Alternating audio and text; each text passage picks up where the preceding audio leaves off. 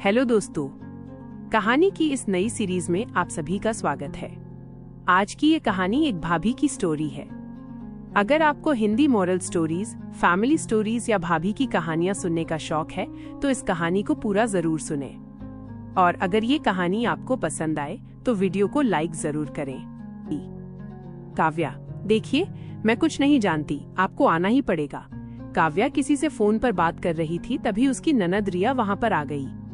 रिया, अरे भाभी, किसको बुलवाने की बात चल रही है? काव्या यूं अचानक रिया को देखकर हैरान हो गई। डरकर उसने फोन कट कर दिया और फोन बेड पर रखकर वॉशरूम के अंदर चली गई। रिया, ऐसी कौन सी बात हो गई जिस बात से डरकर भाभी को बाथरूम लगाई? तभी रिया की नजर फोन पर गई।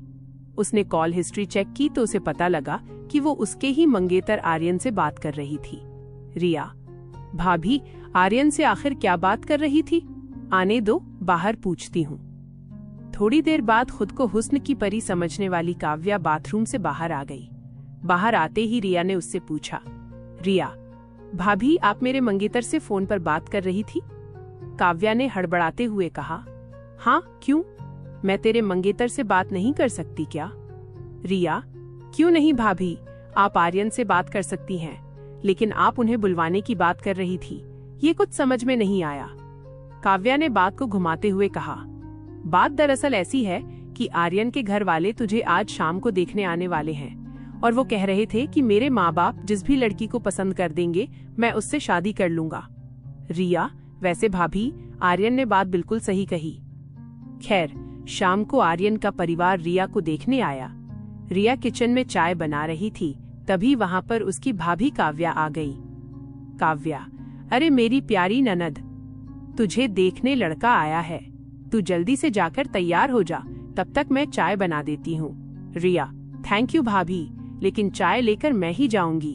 रिया तैयार होने अपने कमरे में चली गई और काव्या ने चाय में बेहोशी की दवा डाल दी, वो भी सिर्फ एक कप में, और वो कप सबसे आगे रखा ताकि आर्यन वही कप उठा ले। रिया, भाभी कैसी लग रही हूँ मैं? काव्या, क्या बात है रिया, तुझे देखते ही आर्यन बेहोश हो जाएगा, देख लेना। ये लो, चाय नाश्ता लेकर जाओ, पर ध्यान रहे सबसे पहले आर्यन को ही चाय देना। रिया ने वैसा ही किया। रिया के पिता, मेहता साहब, ये हमारी बेटी है जिसकी फोटो पंडित जी ने आपको दिखाई थी। अगर आर्यन चाहे तो अकेले में जाकर बातचीत कर सकता है। मेहता साहब, हाँ बेटा आर्यन, जाओ रिया से अकेले में जाकर बात कर लो। चाय पीते पीते आर्यन को थोड़ा सा सरूर चढ़ने लगा। आर्यन, अरे नहीं नहीं, मुझे कोई बात नहीं करनी। अगर आप सभी को रिश्ता मंजूर है तो मुझे भी मंजूर है। अगर आप सभी को रिश्ता मंजूर नहीं है तो मुझे भी मंजूर नहीं है। इतने में वहां पर रिया की भाभी काव्या आ गई और हाथ पकड़कर उन दोनों को अपने कमरे में ले गई। काव्या, अरे क्या बच्चों की तरह शर्मा रहे हो तुम लोग? अब तुम दोनों चुपचाप बातचीत कर लो, कोई नौटंकी नहीं चाहिए मुझे। अगर कहो तो मैं चली जाती हूँ यहाँ से। आर्यन, अरे नहीं नहीं, आप यही रुकिए, वरना घर वाले क्या समझेंगे। रिया, मुझे आपसे कुछ भी नहीं जानना है। आप और आपका परिवार मुझे पसंद है। अगर आप मुझसे कुछ पूछना चाहते हैं तो पूछ सकते हैं। आर्यन, नहीं मैं। आर्यन कुछ बोलने ही वाला था कि तभी वो बेहोश होकर बेड पर गिर गया। रिया, भाभी, ये क्या हो गया? आप तो शादी से पहले नर्स रह चुकी हैं ना? जल्दी देखिए, मैं भैया को बुलाकर लाती हूँ। काव्या, किसी को कुछ बताने की जरूरत नहीं है, बस थोड़ा सा स्ट्रेस होने की वजह से बेहोश हो गया। तुम ऐसा करो, चुपके से पानी लेकर आओ, तब तक मैं इसे देखती हूँ। रिया चुपके से पानी लेने चली गई। इधर काव्या ने आर्यन को अपने गले से लगा लिया। थोड़ी देर बाद जैसे ही रिया अंदर आई, काव्या आर्यन से अलग हो गई। रिया, ये लीजिए भाभी पानी। काव्या ने आर्यन के मुंह पर पानी डाला जिससे उसे होश आ गया। काव्या, क्या करते हो? होने वाले नंदोई साहब होने वाली बीवी को देखकर ही बेहोश हो गए, कमाल है। आर्यन और रिया का रिश्ता तय हो गया और दोनों की धूमधाम से शादी हो गई, लेकिन काव्या की नजर आर्यन पर ही थी। रिया अब अपने ससुराल जा चुकी थी, लेकिन काव्या बार बार जानबूझकर रिया को फोन करती रहती और उससे बात करने की बजाय आर्यन से ही बात करती रहती। काव्या, कैसी है हमारी ननद? ससुराल में मजा आ रहा है या नहीं?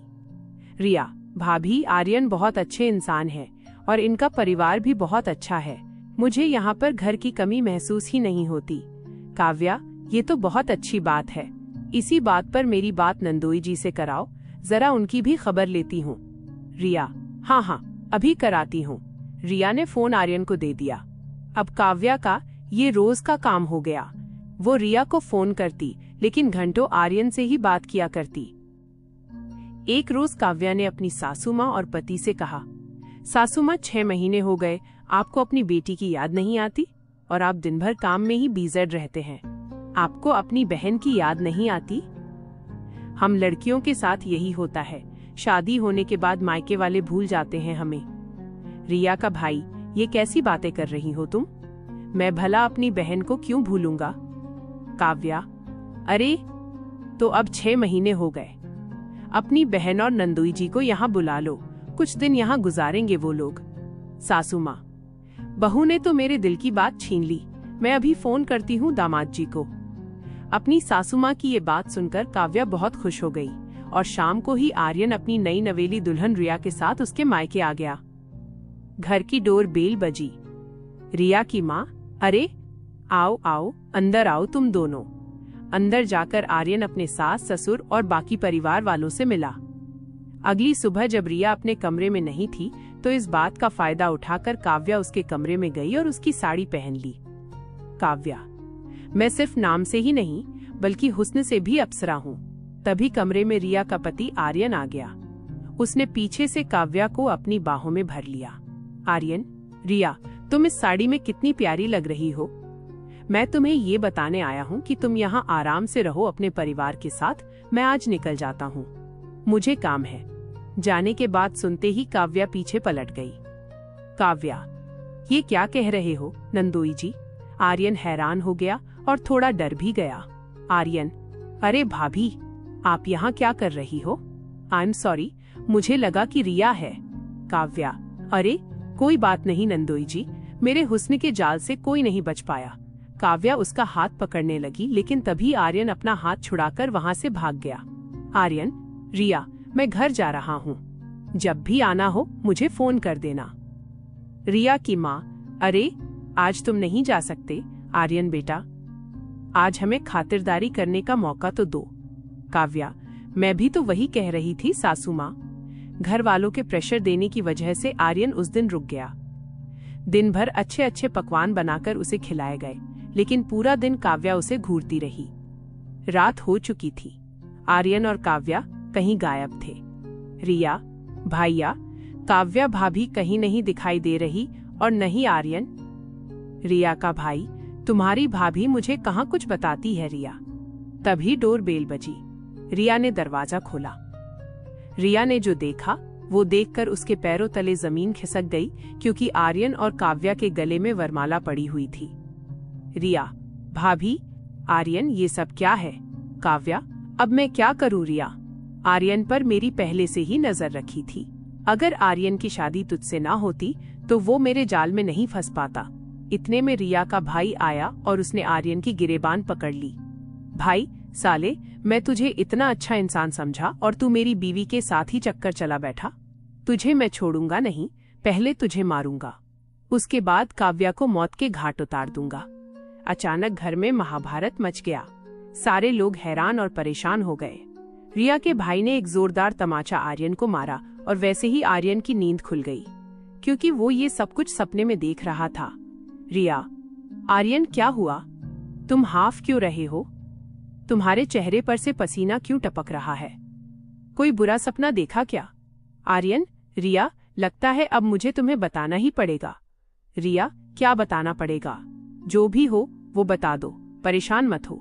आर्यन, ये जो तुम्हारी काव्या भाभी है ना, ये मुझ पर लाइन दिया करती है। जब भी देखती है मुझे गलत नजर से ही देखती है। इतना सुनते ही रिया हंसने लगी। रिया, अच्छा तो तुम इस बात से परेशान हो। भाभी बहुत ही चुलबुली नेचर की और बहुत मॉडर्न ख्याल की है। वो सभी के साथ ऐसा बिहेव करती है। सो जाओ। आर्यन उसके कहने पर सो गया, लेकिन अगली सुबह जब बाथरूम के अंदर से आर्यन टॉवल मांग रहा था, तब काव्या उसे टॉवल देने के बहाने बाथरूम में ही घुस गई। आर्यन, अरे छोड़ो भाभी, ये क्या कर रही हो आप? काव्या, इतने नखरे मत दिखाओ। उन लोगों की बातें सुनकर रिया और पूरा परिवार उसके कमरे में आ गया। आर्यन बाथरूम का दरवाजा खोलकर बाहर आया और उसके तुरंत बाद काव्या भी बाथरूम से बाहर आ गई। सभी लोग आर्यन को ही उल्टा सीधा बोलने लगे, लेकिन तभी बीच में रिया आ गई। रिया, बस कीजिए आप लोग, मुझे आर्यन पर पूरा भरोसा है, वो ऐसा कुछ नहीं कर सकते। रिया का भाई, मुझे भी काव्या पर पूरा भरोसा है। और रिया, तुम अपनी इतनी अच्छी भाभी पर डाउट कर रही हो। रिया, भैया, कल रात में ही आर्यन ने मुझे बताया था कि काव्या की उन पर बुरी नजर है, लेकिन मैंने रात में उस बात को इग्नोर कर दिया था। चलो आर्यन, कोई तुम्हारा भरोसा करे या ना करे, मुझे तुम पर पूरा भरोसा है। इतना कहकर रिया ने अपना बैग पैक किया और आर्यन के साथ वहां से निकल गई। काव्या, देखिए, इसमें ना ही मेरी गलती और ना ही आर्यन की। दामाद जी को लगा कि रिया है, इसलिए उन्होंने मेरा हाथ पकड़कर अंदर खींच लिया। जैसे ही हम दोनों ने एक दूसरे का चेहरा देखा, चीख निकल गई और हम दोनों बाहर आ गए। उसके बाद आप लोग भी आ गए। काव्या को अपनी गलती का एहसास हो गया। उसने फोन करके आर्यन से माफी मांग ली और उस बात को वही दबा देने के लिए कहा। उसके बाद ना आर्यन कभी यहाँ आया, ना ही काव्या कभी अपनी ननद के घर गई। दोस्तों, ये कहानी आपको कैसी लगी, नीचे कमेंट में हमें जरूर बताइएगा। और अगर आपको ऐसी कहानियां सुनना पसंद है तो हमारे चैनल को सब्सक्राइब जरूर करें। धन्यवाद।